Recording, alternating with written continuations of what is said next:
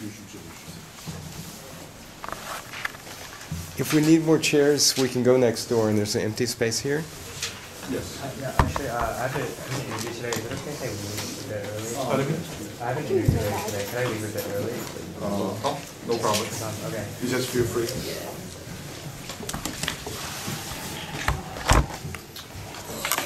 We can talk about the Confucian tradition in terms of some general characteristics.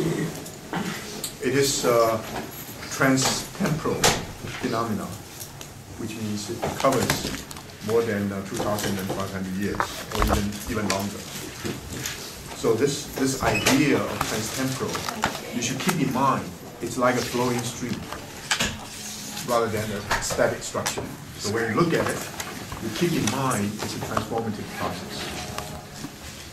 I don't want to bother you with all these important periodizations in the preaching period, before the 3rd century BC to the 6th century BC, and the Han Dynasty and so forth. So you cannot divide the Confucian tradition in terms of at least 10 different periods. And each period has its own distinctive feature. And for this course, you don't have to worry about it, but I just want to give you a background.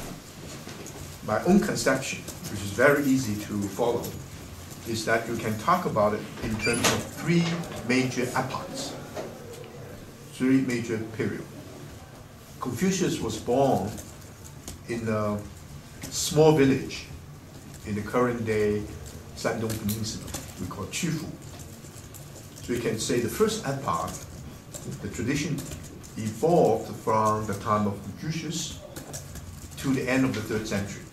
In other words, Confucianism began as an extremely small, tiny stream, and then gradually evolved into the mainstream of Chinese culture. This is first epoch. Then it declined because of the introduction of Buddhism. Even though it continued to be influential, it was no longer the spiritual, the highest spiritual manifestation of Chinese culture. Buddhism and Taoism were really the dominant intellectual tradition. So the first period, roughly from 6th century BC to 3rd century AD, and then it declined with the emergence of Buddhism and Taoism. The second period, I'll characterize it as a period roughly from the 11th century to the 19th century, when the tradition moved beyond China proper and became an important cultural resource for Korea, Japan, and Vietnam. So some people say it is a manifestation of East Asian spirituality. So from the local culture in China to become mainstream, to become the local culture in China to become East Asia. And then the 3rd epoch, this is the area I'm deeply involved in, is whether the tradition can move beyond East Asia to become part of the global community. Now, 3 major traditions in the world, spiritual traditions: Christianity, Islam, and Buddhism. Each one of them is totally global. Can Confucianism also eventually become global? It's a question, but needs to be further explored. Okay. So that's trans-temporal. By implication, it is also cross-culture. You just cannot say Confucianism is part of Chinese culture, period, because it's also part of Korean culture, part of Vietnamese culture, and part of Japanese culture. That's easy to understand because it's spread. So by the until the 19th century, even the early part of the 20th century, every educated East Asian intellectual, most of them were male, was seasoned in the Confucian way of understanding. So their worldview, their personal understanding, their ethics, everything was shaped by the Confucian discourse. And yet it's a fascinating story. For 100 years it declined, marginalized, and rejected by some of the most brilliant minds in China. It only began to revive in the last 30 years in China proper. But beyond China, in the, let's say, in the periphery, such as Hong Kong, Taiwan, Singapore, or the other parts of East Asia, such as Korea, Japan, and Vietnam, it continued. Vietnamese case is a bit complicated, so it continued. So this is the second feature, is cross-culture. The other one is interdisciplinary, in the sense you can study it from many different disciplines. I study it from the philosophical point of view, but you keep in mind this is only one way. You can study it from a historical point of view, from a political point of view, look at it as a political ideology, or you can study it from the psychological point of view to understand its philosophy of cultivation and how it's linked to other spiritual traditions like Buddhism, like Christianity, and even like Islam and Judaism. But at the same time, you can study it sociologically. So historically, philosophically, anthropologically, sociologically, psychologically, you have many different ways of looking at it. If you're interested in this tradition, you don't have to do it philosophically. You can do it from different angles. And the final one, I think it's always confusing. It's stratified. If you look at society, most people say, well, Confucianism is elite culture. That's totally wrong, because it's also popular.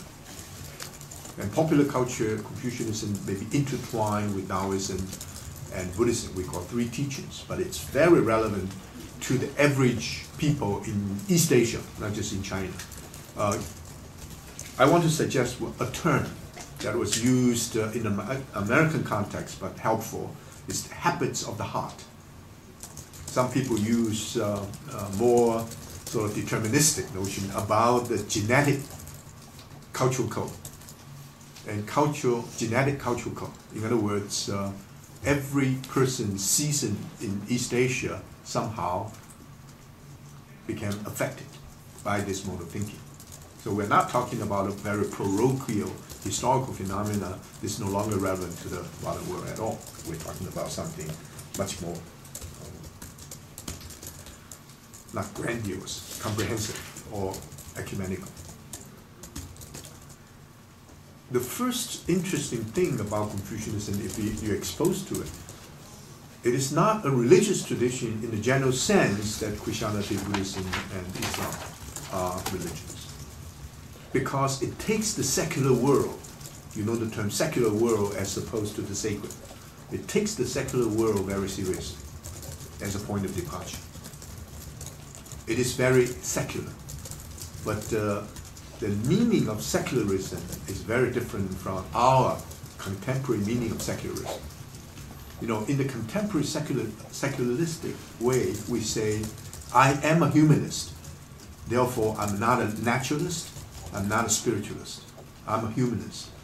But the Confucian secular idea encompasses both nature and heaven. I pointed out the last talk, but I just did it in passing.